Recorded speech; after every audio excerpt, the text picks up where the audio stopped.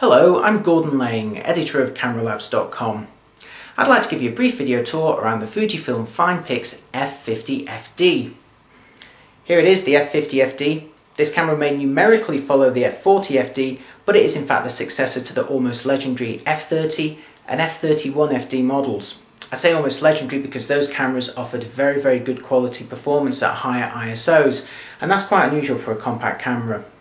And we'll be discussing how the F50fd compares in these respects later on in the video. But right now, what's new about this camera? Well, Fujifilm has dramatically increased the resolution from 6 to 12 megapixels, so that makes the F50fd the joint highest resolution compact at the time we made this video. Fujifilm has also equipped it with image stabilization. It's not built into the lens, it actually shifts the sensor to counteract for camera shake. But speaking of the lens, the F50fd is equipped with a 3x optical zoom range that's equivalent from 35 to 105mm. And if I hold the camera to its side here and zoom it in, you can see that the lens barrel hardly extends at all when I zoom it in and back out again. If I turn the camera around, you can see the 2.7-inch screen on the back and perhaps also a green square around my face. That's the F50fd's face detection algorithms in action, and in use they really can be very effective. Looking at the camera's design, there's not a great deal to hold on to. There's a slight ridge here running up the side that you close your hand around, but on the back you'll notice that there's not really any area for your thumb to rest on. It'll generally rest between the mode dial here and the screen. And speaking of the mode dial, now let's have a look at the F50fd's controls. On top of the camera you'll find a power button, the shutter release with a zoom rocker around it, and a button which activates the stabilization. To the left of the power button you'll see there's an infrared port. This is for wirelessly transmitting images to compatible Fujifilm cameras. Round the back is the 2.7-inch screen and a number of other controls, including the command dial here. Amongst common options like an auto setting, you'll notice an N position on the dial. This actually takes pictures under natural light only, although if you find that you also need a flash, how about the N plus flash option? This takes one picture under natural light and another using the flash just to make sure. Below this you'll find some more familiar controls, a 4-way rocker here and a button here labelled with the letter F. That activates Fujifilm's F mode menu, and I'll show you what that does in just a moment. Round the side of the camera is a door that opens up to reveal a port here. This is a combined USB and TV output. Underneath the camera is a battery compartment. If you open this up, you'll see the battery here and also a dual memory card slot. The F50fd can take both XD memory and SD memory, so that gives it extra flexibility. Now we're outside with the Fujifilm F50fd, so let's see how long it takes to power up. Press the power button and about a second and a half later you're ready for action. Now let's have a look at the optical zoom range of this camera. Here we are zoomed out at its widest equivalent of 35mm and now zoomed in to its longest equivalent of 105mm. Now that's a fairly basic 3x optical zoom range. But even at this range you can see that there's a little bit of camera shake visible. I'm wobbling a little bit here. But fortunately the F50fd has built-in sensor shift stabilization, and to activate it you press the button with the shaky hand on the top right of the camera.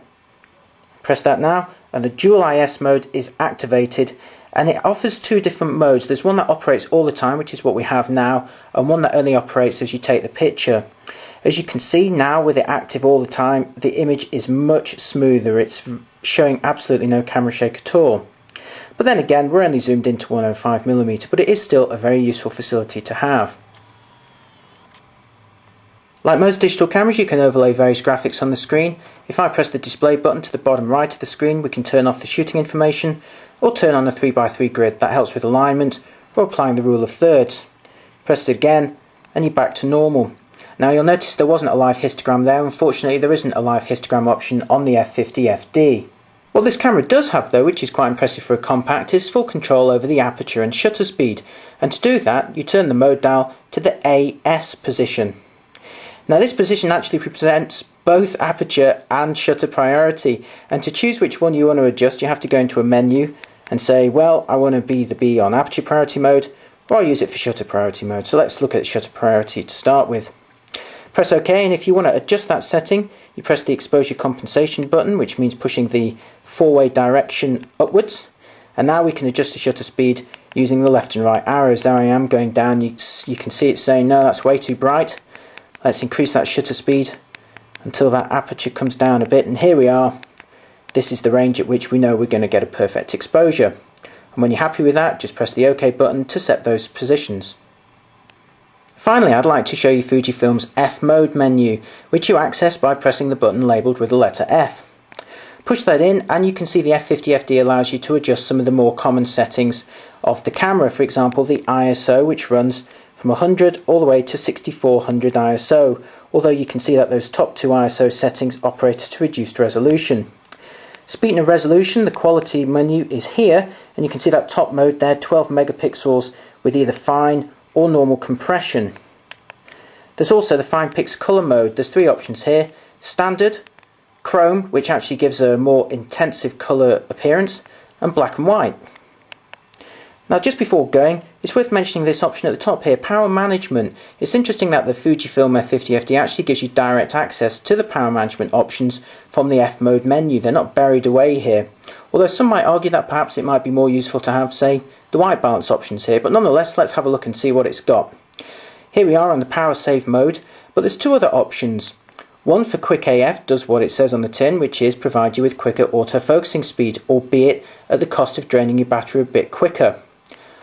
Also, there's the clear display option, which brightens the display and also uses a faster frame per second refresh rate, so it looks much nicer, although again at the cost of battery life. So we're going to put that back to power save right now.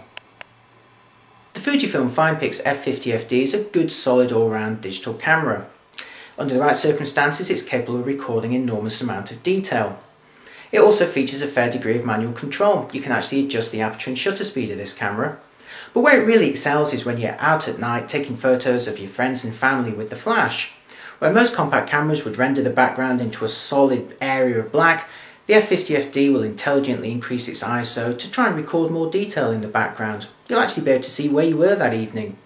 Although if you prefer better quality results in terms of the sensitivity, you can lock its maximum ISO under those conditions.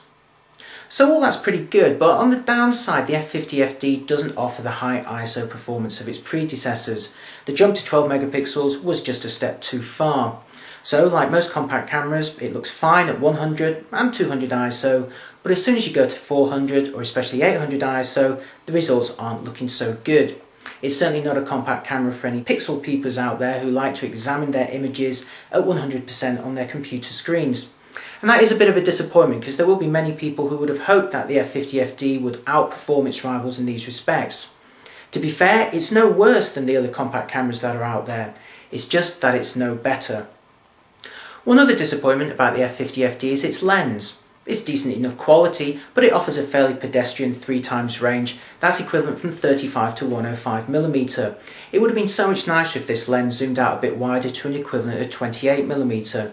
That, with its flash capabilities, would surely have made this the ultimate party camera. So as it is, the F50fd is a good solid camera, but with some downsides, and sadly not the high ISO performance of its predecessors.